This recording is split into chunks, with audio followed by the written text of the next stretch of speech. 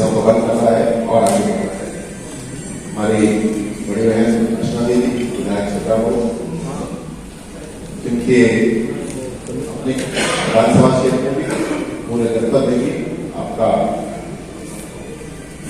आपकी छाया रहती है, आपकी ममता सबको मिलती है और हम सब लोग आपसे मार्गदर्शन प्राप्त करते हैं।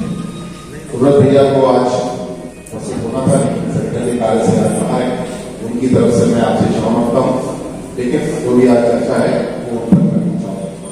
हमारे जिलाधिकारी महोदय शिवराज जी जो कि कुछ समय से जनपद में है लेकिन बहुत ही अच्छा काम कर रहे हैं, आपका अनुभव तो बहुत हमको मिल रहा है, लेकिन अनुभव के साथ साथ ऊर्जा जरूरी है, वो अनुभव भी पूरी कर रहे हैं।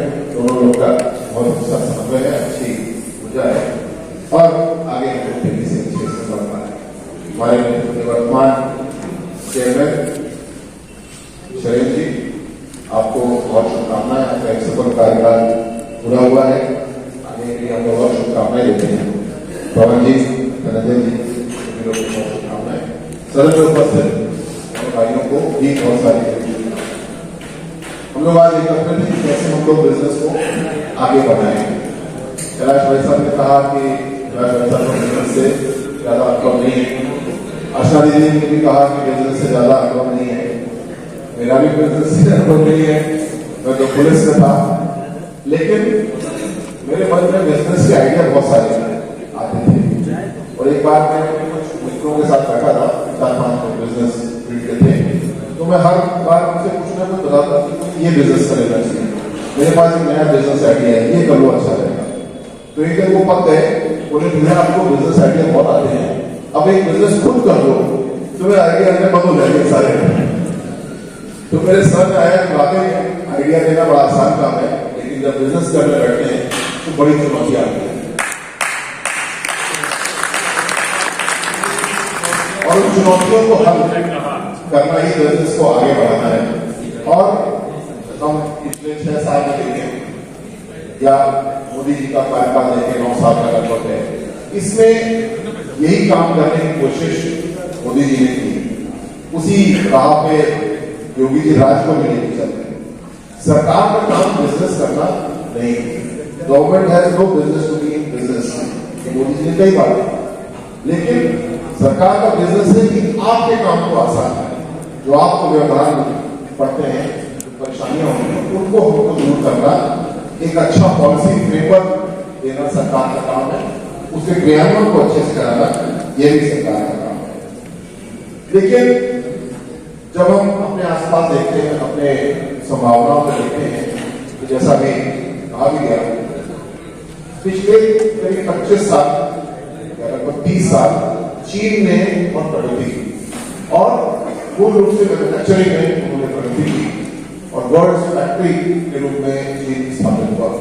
लेकिन आज चीन की परिस्थितियां बहुत कारणों से बदल चुकी, उनके गहराई में जाने का ये समय नहीं है, लेकिन उसकी वजह से भारत के पास बहुत बड़ा अवसर है और बहुत सारी कंपनियां अलग अलग जगह अपनी फैक्ट्री लगा रही है। जब हम किसी कंपनी को आकर्षित करते हैं, हमको पता है वो ब्राजील की ओर भी देख रहा है, साउथ अफ्रीका की ओर भी देख रहा है, वियतनाम फिलीपींस की ओर भी देख रहा है और हमारी ओर भी देख रहा है। तो हमको ऐसे हर कार्य करते हैं जिससे कि हम लोग पीछे न जाए।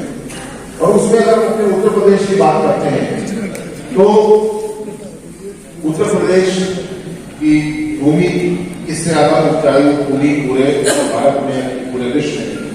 हमारे यहाँ ऐसी नदियां हैं जो पूरे साल अवेलेबल रहती हैं, निर्मल नदियां थी, हमने थोड़ा खराब किया और उसे ठीक करेंगे। कन्नौज की खासकर हम लोग का सौभाग्य, हम लोग गंगा जी के तट पे हैं और पानी भी हमारे यहाँ बहुत अच्छा है, भूमि भी अच्छी है और हम लोग सदियों से शताब्दियों से कृषि प्रधान एग्रो इंडस्ट्री को हम लोग संभालते हैं। तो हमारे लिए कोई भी एग्रो इंडस्ट्री का नया काम करना मुश्किल काम नहीं, ये हमारे रक्त में है, हमारी पीढ़ियों से। जैसे शुक्ला जी ने अभी कहा मेहता के बारे में, मेहता भी ये बिल्कुल की तरह ही लाइफ साइकिल उसका है। हम एक फसल उगाते हैं, उसके बाद उसको प्रोसेस करते हैं, फिर प्रिजर्व करते हैं और उसको व्यापार करते हैं, ट्रेड करते हैं, ठीक वही काम हम नहीं करते हैं, ये फिर थोड़ा सा ज्यादा सोफिस्टिकेटेड है, अलग कर सकते हैं।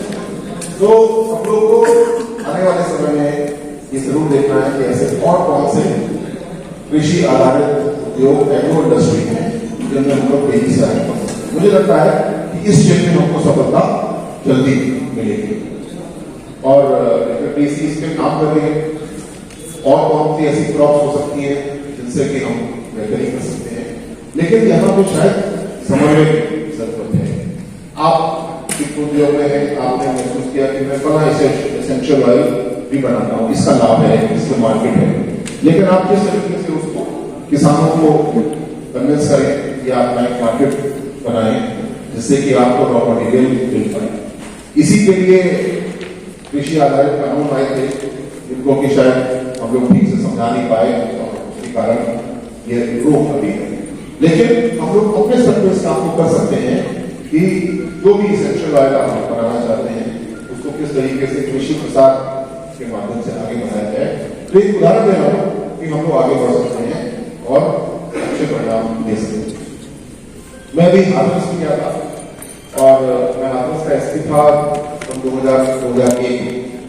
उस समय हाथरस में कोई खास ऐसी दाल मोट की इंडस्ट्री नहीं थी। वहां पे एक इंडस्ट्री थी, गुलाब की, थोड़ा कपड़े की थी, लेकिन अभी मैं गया तो तालुका की सबसे बड़ी इंडस्ट्री हो गई है वहां पे दाल मोट। और दाल मोट कैसे बनता है, एक घर में वो कॉपी बनती है, कहीं वैसे बनता है, कहीं बिजली करी जाती है, फिर एक व्यक्ति उसको मिला देता है उसमें और ब्रांडिंग करके बेचता है। पूरा नगर हाथरस की बराबरी होगा दाल मोट बनाता है, खूब अच्छी ब्रांडेड दाल मोट बेचता है।